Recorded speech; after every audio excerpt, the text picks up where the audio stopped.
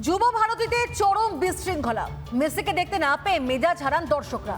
গাফিলতি মানছেন শাসক বিধায়কে, চড়াসর বিরোধীতে রাজ্য রাজনীতির হাওয়া গরম।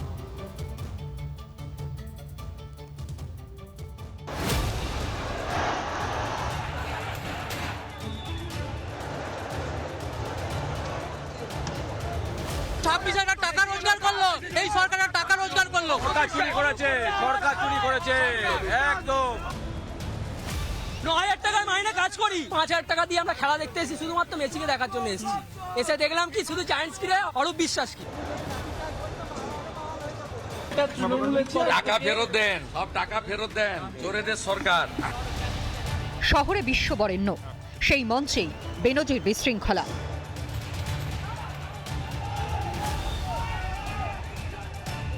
মিথ্যাসী প্রতিযোগিতা মমতা ব্যানার্জি ফার্স্ট হবে, এটা আরেকটা ড্রপের কীর্তন করে দিল সেখানটায়। তিনি গাড়ি ঘুরিয়ে পালাচ্ছিলেন কেন? তা তো যাওয়া উচিত ছিল।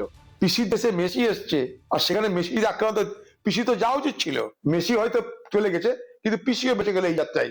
নবান্ন যদি কাছে থাকতো পিসির আজ বিপদ ছিল। আমি দেখেছি যখন ঘটনাটা ঘটছিল, টিভিতেই দেখেছি। আমার মনে হচ্ছে যে অর্গানাইজারটা কিছু গাফিলতিতে নিশ্চয়ই ছিল। তার কারণ হচ্ছে যে মেসির মতো একটা প্লেয়ারকে আরো বেশি সতর্ক হওয়া উচিত ছিল। মেসিকে যে ভারতে এনেছিলেন তার বাড়ি হুগলির রিষড়ার বাঙুর পার্ক এলাকায়। নাম শতদ্রু দত্ত। একে গ্রেফতার করেছে পুলিশ। তার বাড়ি এখন সিসি ক্যামেরায় মোড়া।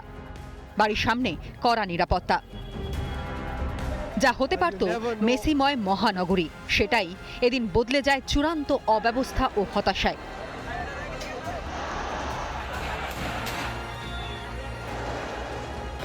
সরকার ইতিমধ্যেই তদন্তের নির্দেশ দিয়েছে, যতক্ষণ তদন্ত চলছে ততক্ষণ কোনো মন্তব্য